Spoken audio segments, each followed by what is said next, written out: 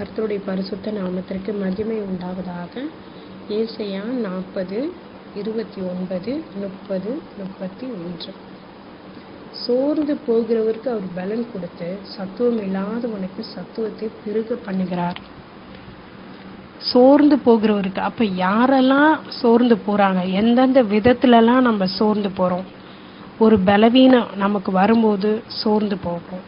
ஒரு கடன் பிரச்சனையில் நம்ம மாட்டிக்கொள்ளும் போது, ஐயோ இதை விடுவிக்க யாருமே இல்லையே, எப்படி நம்ம கடனை கொடுப்போம்னு சொல்லி சோர்ந்து போகிறோம். அல்லது குடும்பத்தில் பிரச்சனை வரும்போது என்ன பண்ணுறோம், அது நம்மளை சோர்வுக்குள்ளாகி பலன் இல்லாதவர்களாய் திடனற்றவர்களாய், இந்த காரியம் எப்படி தான் முடியுமோ, இதற்கு ஒரு தீர்வு இல்லையோன்னு சொல்லி நம்ம சோர்ந்து போகிறோம். அதே போல் ஒருத்தருக்கு நன்மை செய்து நல்லதே செய்கிறோம், நம்ம மற்றவர்களுக்கு நல்லதே செய்து அவங்க நமக்கு தீமை செய்யும் போது சோர்ந்து போகணும். அதுதான் ஆண்டவர் சொல்கிறார். உண்மையாகவே நம்ம வாழ்க்கையில் ஒவ்வொரு அன்றாட வாழ்க்கையில் நடக்கிற ஒவ்வொரு சம்பவங்கள், நம்மளை உலக பிரகாரமான காரியங்கள், பூமிக்குரிய காரியங்கள் நம்மளை சோர்வுக்கு உண்டாகிறது. அது பலவீனமோ, சரீர பிரகாரமாகவோ, மன ரீதியாகவோ, இல்லை பண பிரச்சனையா, இல்லை எந்த ஒரு காரியமாக இருந்தாலும் நம்மளை என்ன பண்ணுது, ஒவ்வொரு நாளும் சோர்ந்து போகுது. அதுக்கு தான் ஆண்டவர் சொல்கிறார், சோர்ந்து போகிறவருக்கு அவர் பலன் கொடுத்து, அப்படின்னா என்ன பண்ணுறாரு, அந்த சோதனையை தாங்குகிறதுக்கு நான் என்ன பண்ணுவேன், பலன் கொடுப்பேன்னு சொல்கிறாரு. அது மாத்திரம் இல்லை, சத்துவம் இல்லாதவனுக்கு சத்துவத்தை பெருக பண்ணுகிறார். சத்துவம் என்றால் ஸ்ட்ரென்த். சோர்ந்து போகும்போது நம்ம என்ன ஆயிடுது, பலனற்றவர்களாய் போயிடுறோம். நமக்குள்ள என்ன பண்ணுறோம், அந்த எந்த ஒரு வேலை செய்யும் போது நமக்கு அந்த கான்சன்ட்ரேஷனே இருக்காது. எதுவுமே ஒரு என்ன சொல்கிறது, எந்த ஒரு வேலை செஞ்சாலும் ஒரு சந்தோஷத்தோடு செய்யும்போது சீக்கிரம் முடிக்க முடியும். எல்லாமே நல்லாயிருக்கும். ஆனால் நம்ம சோர்ந்து போகும்போதோ, கவலைப்படும் போதோ, பலவீனப்படும் போதோ என்ன பண்ணுவோம், நம்ம எதுவுமே செய்ய முடியாது. அப்போ நமக்குள்ளே இருக்கிற ஸ்ட்ரென்த்தும் என்ன ஆகிடும், குறுகி போயிடும். அதுதான் ஆண்டவர் சொல்கிறார், நீங்கள் எந்த விதத்தில் சோர்ந்து போயிருக்கீங்களோ அதில் நான் என்ன பண்ணுவேன், உங்களுக்கு ஸ்ட்ரென்த்தையும் கொடுத்து பலனையும் கொடுப்பேன்றாரு. அது மாத்திரமில்லை, அவர் எப்படி கொடுக்குறாருன்னு சொல்லி நம்ம இங்கே பார்க்கும்போது, இளைஞன் இலைப்படைந்து சோர்ந்து போவார்கள். இளைஞர்னும் போது எப்படி, வாலிபனுடைய ரத்தம் எப்படி இருக்கும், சுறுசுறுப்பாக இருக்கும், எப்பொழுதும் ஆக்டிவாக இருக்கான். அவனே என்ன ஆயிடுவானா, இலைப்படைந்து சோர்ந்து போவான். அவன் ஓடுற ஓட்டம், அவன் செய்கிற காரியங்கள் கூட என்ன பண்ணிடுவான், அவன் உட்காந்துருவானா ஒரு இடத்துல.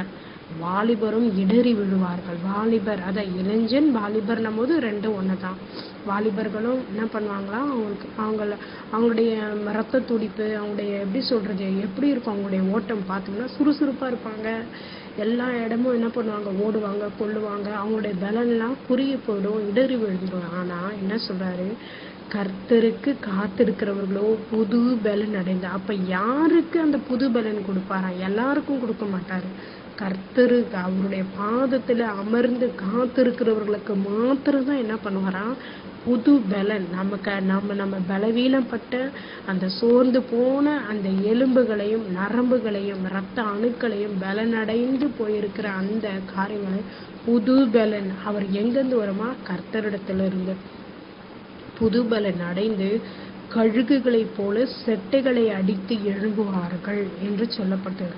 கழுகு பார்த்துருக்கோம் நம்ம, அது எவ்வளோ தூரம் உயரத்துக்கு இருக்கிறதுலே எல்லா பேர்ட்ஸை காட்டிலும் அதுதான் உயர்ந்த மவுண்ட் எவரெஸ்ட் வரைக்கும் என்ன பண்ணுமா, அந்த செட்டை அவ்வளோ பெருசாக இருக்குமா. அப்போ அதோட ஸ்ட்ரென்த்து என்னது, எதில் இருக்கா, அதோட செட்டைகளில் தான் இருக்குது. அதனால தான் இவர் ஆண்டவர் சொல்கிறார் இங்கே இந்த வார்த்தையின் மூலமாய், சட்டைகளை அடித்து எழும்புவார்கள், அவர்கள் ஓடினாலும் இலைப்படையார்கள், நடந்தாலும் சோர்ந்து போகார்கள். என்ன செஞ்சாலும் என்ன பண்ண முடியாது, சோர்ந்து போக மாட்டீங்க. ஏன்னா கர்த்தர் கொடுக்கிற பலன் கழுகுக்கு சமானமாய் உனக்கு வாழ வயதை கூட்டி தருவேன்னு கூட சொல்றாரு. எப்படி ஒரு கழுகு வயசு ஆக ஆக அதோடைய பலன் என்ன பண்ணும், குறுகி போகும்போது அதனுடைய செட்டைகள் எல்லாம் என்ன பண்ணுமா, பிச்சு பிச்சு பிச்சு பிச்சு போடு.